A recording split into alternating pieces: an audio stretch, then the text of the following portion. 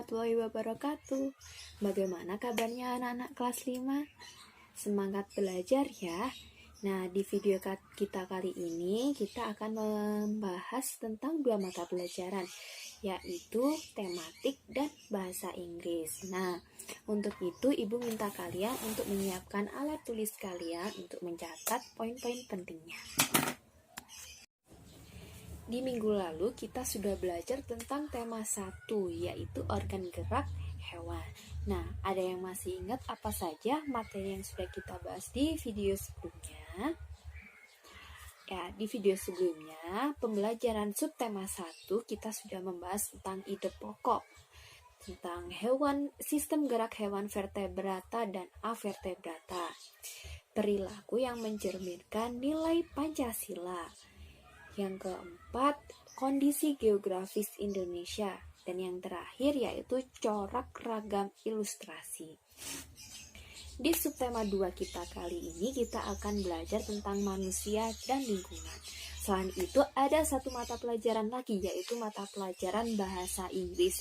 Jadi Ibu minta kalian memperhatikan video ini dari awal hingga akhir. Selamat menyaksikan.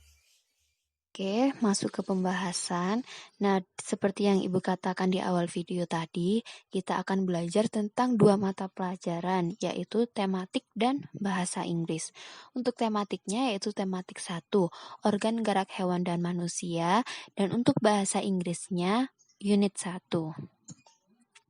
Nah, di tematik ini kita sudah masuk ke subtema 2. Kalau di minggu lalu kita masih di subtema 1, nah di minggu ini kita sudah masuk ke subtema 2, yaitu manusia dan lingkungan. Untuk bahasa Inggrisnya kita masih di unit 1 yang akan membahas tentang recreation. Kita bahas satu persatu, pembelajaran tematik terlebih dahulu, subtema 2, manusia dan lingkungan. Rangka anggota gerak manusia ini pasti memiliki fungsi. Di sini Ibu mempunyai 5 fungsi yang akan kita bahas satu persatu. Fungsi yang pertama yaitu melindungi organ-organ tubuh yang penting. Contohnya, organ-organ tubuh yang penting itu adalah otak. Nah, otak kalian itu harus dilindungi oleh tulang tengkorak. Contoh organ penting selanjutnya yaitu jantung dan paru-paru. Nah, mereka ini harus dilindungi oleh tulang rusuk dan tulang dada. Untuk fungsi yang kedua ini, selain digunakan untuk melekatnya otot, tulang kalian itu juga digunakan untuk melekatnya daging. Fungsi yang ketiga yaitu menegakkan tubuh.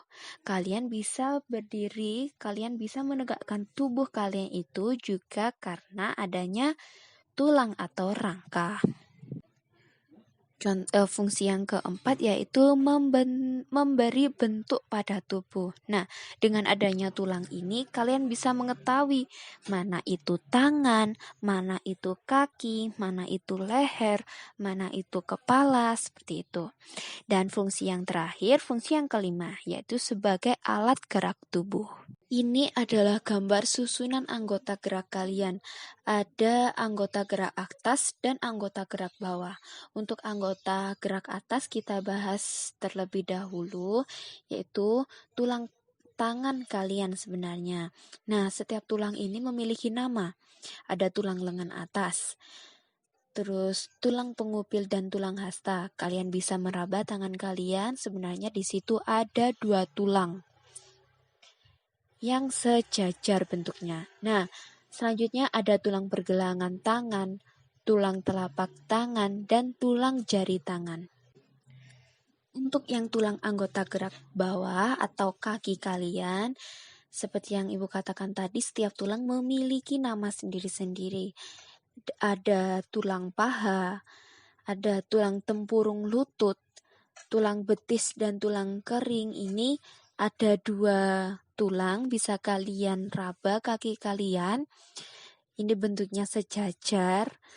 Nah, selanjutnya ada tulang pergelangan kaki, ada tulang telapak kaki, dan tulang jari-jari kaki. Setiap nama-nama tulang yang Ibu jelaskan di slide sebelumnya itu mempunyai fungsinya masing-masing. Tulang hasta fungsinya memungkinkan pergelangan tangan untuk memutar. Tulang lengan atas fungsinya adalah tempat menempelnya otot utama yang menggerakkan bahu dan siku.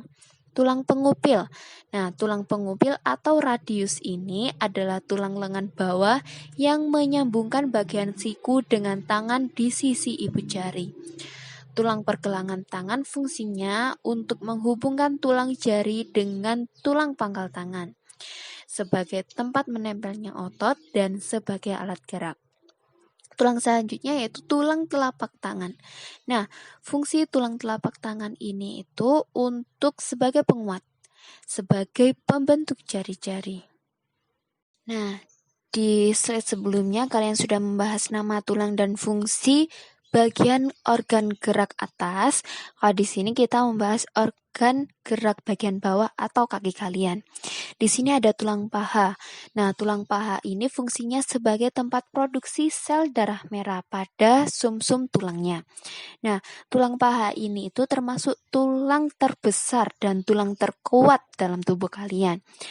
Fungsi selanjutnya itu sebagai penghubung tubuh bagian pinggul dan lutut. Selanjutnya ada tulang kering. Nah, tulang kering ini itu fungsinya sebagai penghubung lutut ke pergelangan kaki, membentuk bagian dari kerangka kaki bagian bawah, dan tulang ini tuh sebagai pikulan terberat pada tubuh agar kalian tetap berdiri. Selanjutnya ada tulang betis. Nah, fungsinya untuk menopang tubuh dan juga untuk mengatur gerak tubuh ketika berjalan. Ada tulang pergelangan kaki yang fungsinya untuk menghubungkan tulang jari dengan tulang pangkal tangan sebagai tempat menempelnya otot dan sebagai alat gerak. Fungsi dari tulang telapak kaki yaitu untuk menopang berat tubuh dan untuk mengatur tubuh ketika berjalan, berlari, dan berlompat. Selanjutnya yaitu ada tulang jari. Tulang jari ini berfungsi untuk membantu tubuh saat berjalan, berlari, berdiri, agar tubuh manusia ini seimbang. Seperti itu. Mata pelajaran selanjutnya yang akan kita bahas yaitu Bahasa Inggris Unit 1 Recreation atau rekreasi. Nah, di unit 1 ini kita akan belajar tentang benda tunggal dan benda jamak. Apa sih maksudnya benda tunggal dan benda jamak itu? Benda tunggal yaitu benda yang hanya satu saja, tidak lebih dari satu. Sedangkan benda jamak yaitu benda yang jumlahnya lebih dari satu. Di sini Ibu memiliki contoh, coba kalian dengarkan dan ulangi perkataan Ibu. It is a wave. Ini adalah gelombang laut. It is a taxi. Ini adalah taksi. It is a bus. Ini adalah bis. It is a sea. Ini adalah laut. It is a boat. Ini adalah perahu. It is a beach. Ini adalah pantai. It is a ship. Ini adalah kapal laut. Jadi jika di bahasa Inggris, benda-benda tunggal itu di belakang katanya tidak ditambahi es atau s. Jika benda-benda jamak di bahasa Inggris atau benda yang lebih dari satu harus ditambahkan dengan huruf es atau s. Contohnya seperti ini. These are boats. These are buses. These are ships.